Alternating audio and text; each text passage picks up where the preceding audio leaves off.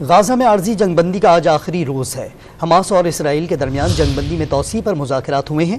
اسرائیل نے مزید 50 یرغمالیوں کی رہائی کا مطالبہ کیا ہے۔ حماس نے 20 سے 40 قیدیوں کی رہائی پر رضامندی کا اشارہ دے دیا۔ امریکہ، قطر، مصر اور یورپی ممالک بھی جنگ بندی میں توسیع کے لیے کوشاں ہیں۔ نیٹو چیف نے جنگ بندی میں مزید وقفہ ناگزیر قرار دے دیا۔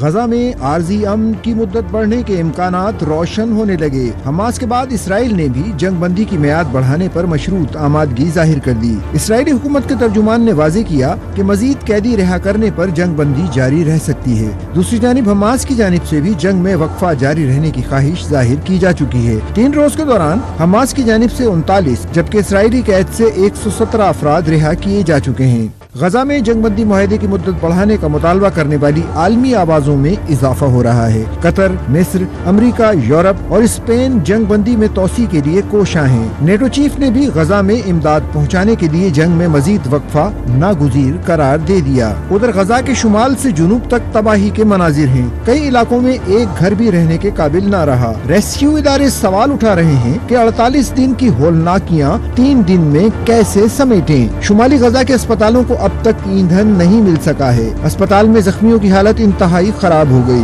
مقبوضہ مغربی کنارے میں بھی اسرائیلی فوج کی کارروائیاں جاری ہیں۔ مزید 60 فلسطینی گرفتار کر لیے گئے۔